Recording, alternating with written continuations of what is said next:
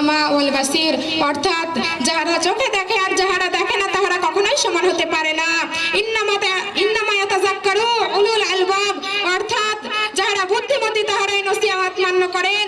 ইলমের মাকসুদ হইল আল্লাহ পাক রাসূল সাল্লাল্লাহু আলাইহি ওয়াসাল্লাম কিভাবে আদেশ নিষেধ করেছেন তাহাকে ভালোভাবে জানিয়া শিখিয়া পালন করা ও তালিমের শরীক হওয়া, এই যে জ্ঞান হওয়া যায়, শরীয়তের হুকুম মানতে যেন এতটুকু বাধা না থাকে। হুজুর সাল্লাল্লাহু আলাইহি ওয়াসাল্লাম বলেন, তালাবুল ইলমি ফারিযাতুন আলা কুল্লি মুসলিমিন ওয়া মুসলিমা, অর্থাৎ প্রত্যেক পুরুষ এবং নরনারীদের জন্য ইসলামী জ্ঞান অর্জন করা ফরজ আইন।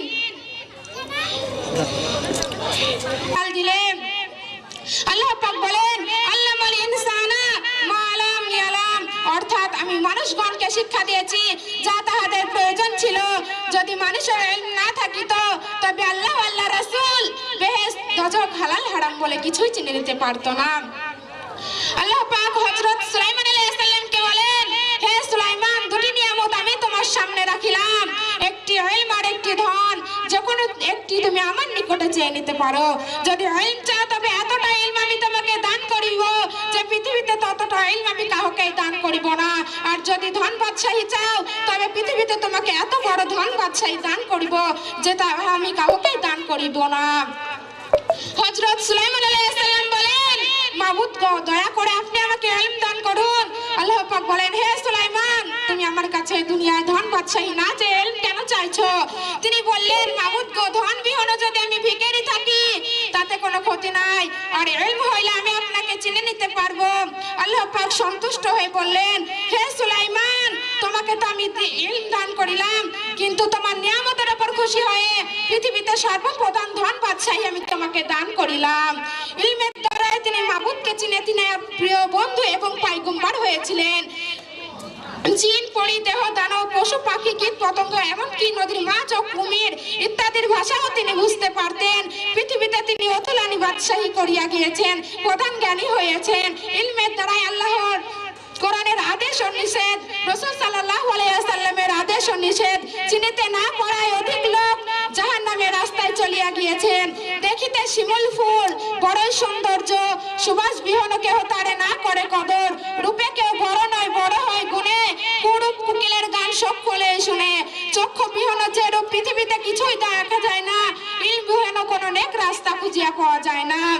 যে কোনো লোক অধিক ইলম অর্জন করেছেন নিশ্চয় আল্লাহ তাআলা তাকে দু জাহানের বাদশাহী দান করেছেন। হাত পা চক্ষু কর্ণ দিয়েছেন আল্লাহ, দিলের সাহায্য সব বুঝে নিতে হয়। তার সিনাতে আছে কোরআন, নাই কো তাহার ডর, কোরআন ছাড়া হৃদয় ফানি শয়তানের ঘর। বোনেরা আমার, যাহারা আলেম হইতে পারেন নাই তাহারা আলেমের নিকটে গিয়া বসিয়া মাসলা মাসাইল শিক্ষা করুন, অন্তত পবিত্র কোরআন শরীফ পাঠ করা শিখুন। হুজুর সাল্লাল্লাহু আলাইহি ওয়াসাল্লাম বলেন, হে উম্মতেরা গো, যদি বাঁচতে চাও তবে আলেম হও, আর যদি আলেম হইতে না পারো তবে তালাবুল ইলম হও, আর যদি তাও না পারো তবে আলেমের জন্য মহব্বত রাখো। পঞ্চম ব্যক্তি হও না, হালাক হইয়া যাইবা, অর্থাৎ জাহান্নামে যাইবা। যে ব্যক্তি কোরআন শরীফ পাঠ করে অর্থাৎ আমল করে, হাসরের মাঠে তাহার পিতামাতাকে সূর্যের চেয়ে জ্যোতির্ময় টুপি পরাইবে। সকলেই বলি সুবহানাল্লাহ। যখন ছেলে মেয়ে মাদ্রাসাতে পড়তে যায়, বিসমিল্লাহির রহমানির রহিম, অর্থাৎ তুমি করুণাময়, তোমার মতো মেহেরবান আর কেহ নাই, তখন আল্লাহ তাআলা ফেরেশতাদেরকে ডেকে ডেকে বলে, ওহে ফেরেশতারা, তোমরা সাক্ষী থাকো আমি ওর পিতামাতার গুনাহ মাফ করে দিলাম। যখন বারবার বলতে থাকে বিসমিল্লাহির রহমানির রহিম, অর্থাৎ তুমি পরম করুণাময়, তোমার মতো মেহেরবান আর কেহ নাই, তখন আল্লাহ আবারও ফেরেশতাদেরকে বলে, ওহে ফেরেশতারা, তোমরা সাক্ষী থাকো আমি ওই ব্যক্তির পিতামাতার গুনাহ মাফ করে দিলাম। আমরা যেন সকলেই আল্লাহর ইবাদত করতে পারি, নামাজ পড়তে পারি, ইমানদার সাথে চলতে পারি, সব সময় সত্য কথা বলতে পারি এবং ছোট